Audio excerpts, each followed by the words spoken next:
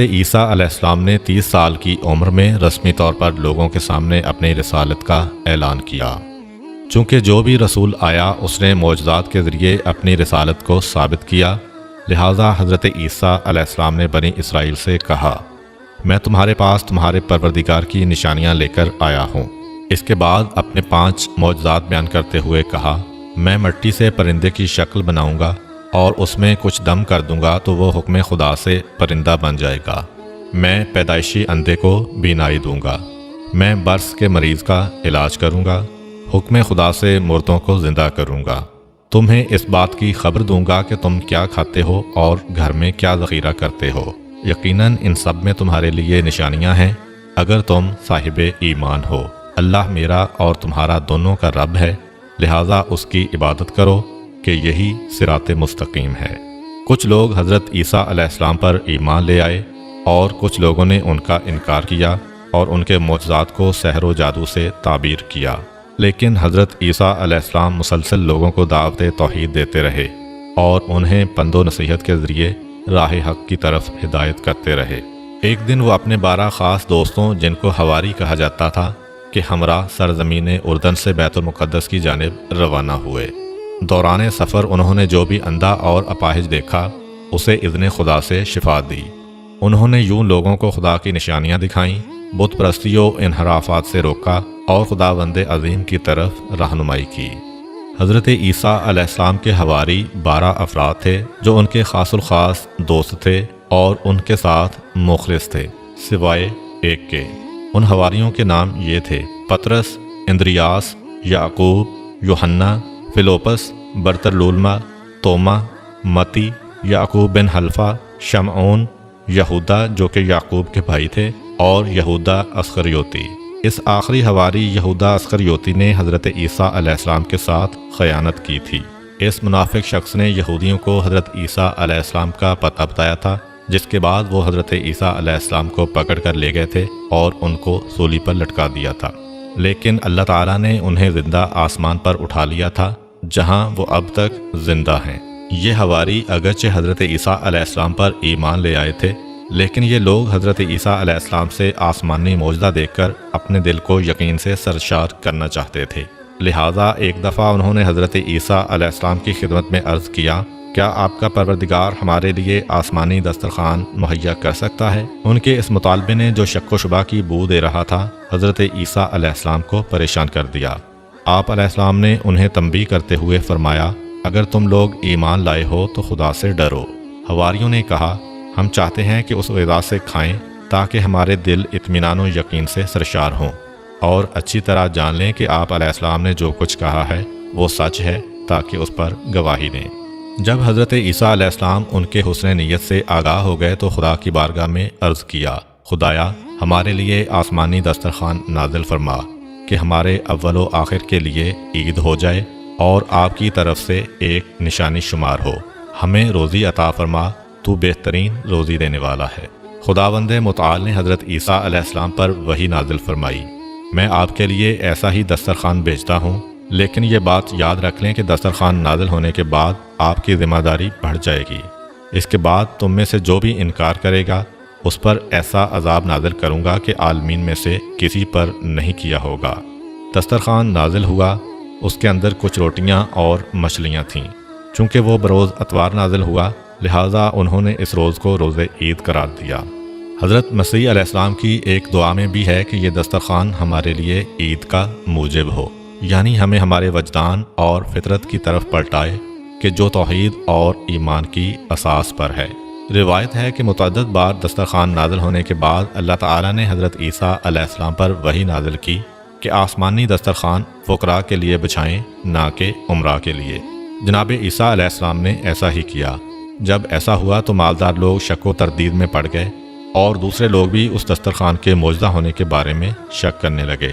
خداوند متعال نے اسی وجہ سے ان میں سے 333 مردوں کو سور کی شکل میں مسخ کر دیا، جو الٹی سیدھی حرکتیں کرتے اور گندگی وغیرہ کھاتے۔ ان لوگوں کے رشتہ دار گریہ ازاری کرتے ہوئے حضرت عیسیٰ علیہ السلام کے پاس فریاد لے کر آئے، لیکن 3 روز بعد وہ سب کے سب ہلاک ہو گئے۔ حضرت عیسیٰ علیہ السلام کا تبلیغ دین کے لیے ایک اہم ترین کام سیر و سیاحت تھا۔ آپ علیہ السلام کا ایک دوست تھا جس کا قد چھوٹا تھا۔ وہ ہمیشہ آپ علیہ السلام کے ساتھ نظر آتا تھا۔ ایک سفر میں وہ حضرت عیسیٰ علیہ السلام کے ہمراہ سفر پر روانہ ہوا۔ دونوں چلتے چلتے ایک دریا کے کنارے پہنچے۔ حضرت عیسیٰ علیہ السلام نے یقین خالص سے کہا بسم اللہ، پھر پانی پر چلنا شروع کر دیا۔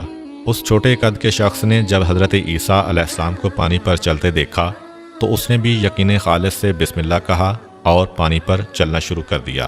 وہ چلتے چلتے جب حضرت عیسیٰ علیہ السلام تک پہنچا تو خود پسندی کے جال میں پھنس گیا اور اپنے آپ سے کہنے لگا، یہ عیسیٰ روح اللہ ہیں جو پانی پر چل رہے ہیں اور میں بھی پانی پر چل رہا ہوں۔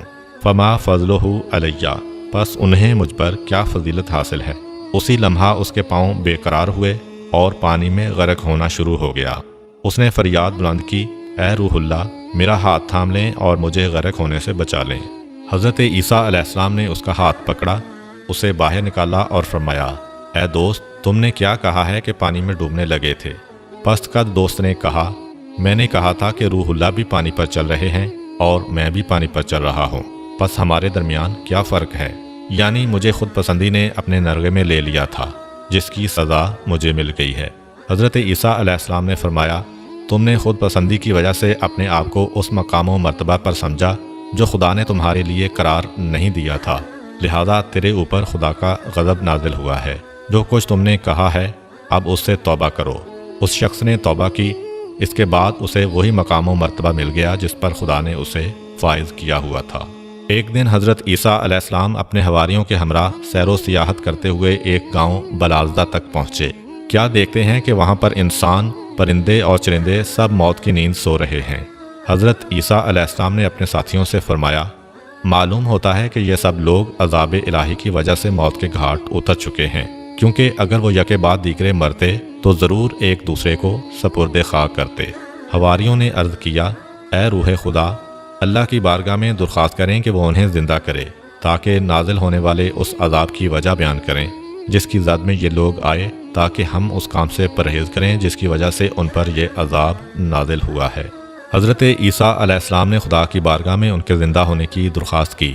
آسمان سے آواز آئی کہ انہیں آواز دیں۔ حضرت عیسیٰ علیہ السلام رات کے وقت ایک ٹیلے پر چڑھے اور فرمایا، اے اس گاؤں کے لوگو۔ ان میں سے ایک شخص زندہ ہوا اور اس نے کہا، ہاں اے کلمہ خدا۔ آپ علیہ السلام نے فرمایا، تمہارے اوپر افسوس، تمہارا کیا کردار تھا کہ تم اس عذاب میں گرفتار ہوئے ہو؟ زندہ شدہ مردہ نے کہا، 4 چیزوں کی وجہ سے ہم پر عذاب الہی نازل ہوا ہے۔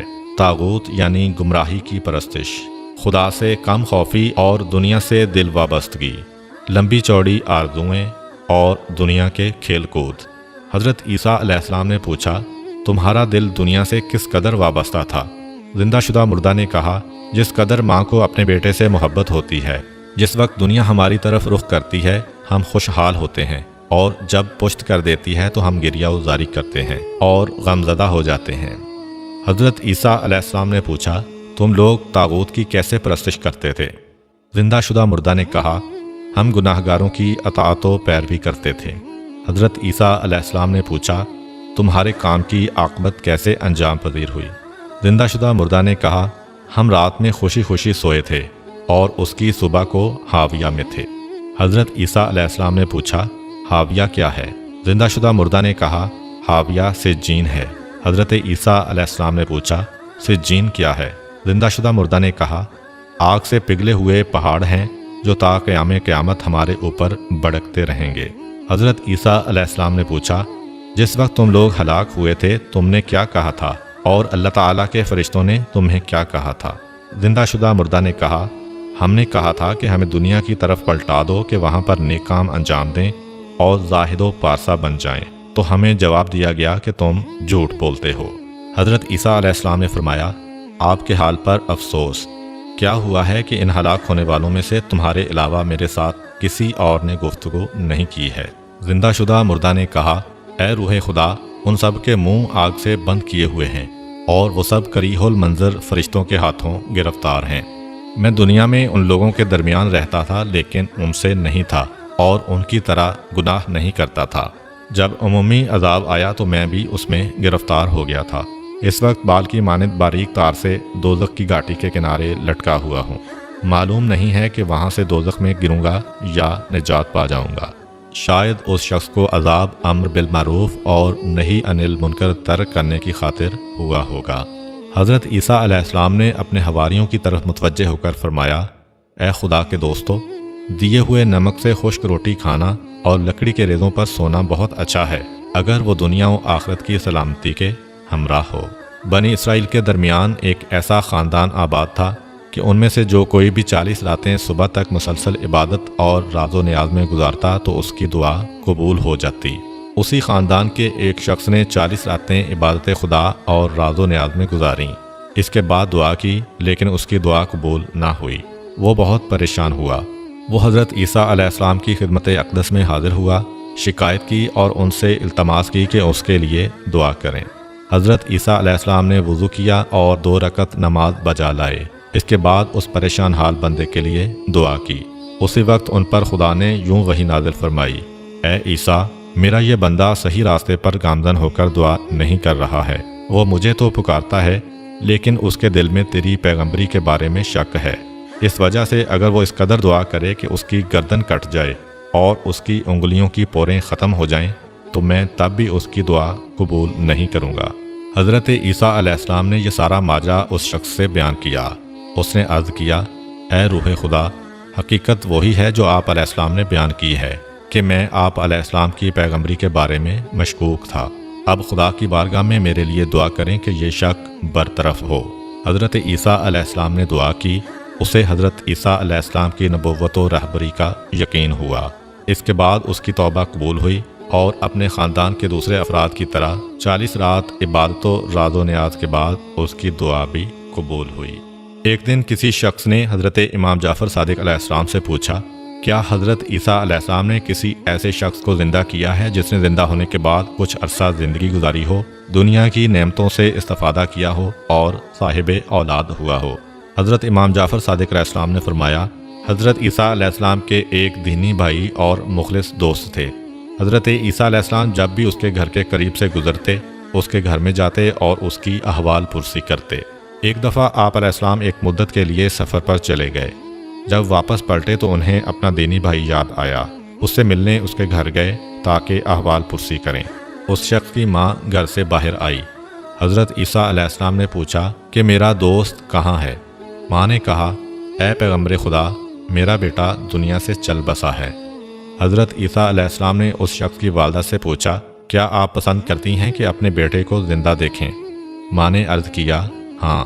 حضرت عیسیٰ علیہ السلام نے فرمایا، میں کل آپ کے پاس آؤں گا اور آپ کے بیٹے کو اذن خدا سے زندہ کر دوں گا۔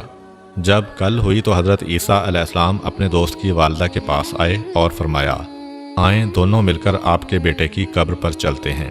ماں حضرت عیسیٰ علیہ السلام کے ہمراہ اپنے بیٹے کی قبر پر آئی۔ حضرت عیسیٰ علیہ السلام نے قبر کے قریب کھڑے ہو کر دعا کی۔ قبر شک ہوئی، اس خاتون کا بیٹا زندہ ہو کر قبر سے باہر آیا۔ جب اس نے ماں کو اور ماں نے اسے دیکھا تو باہم گریہ وزاری کرنے لگے۔ حضرت عیسیٰ علیہ السلام کو ان ماں بیٹے پر رحم آیا۔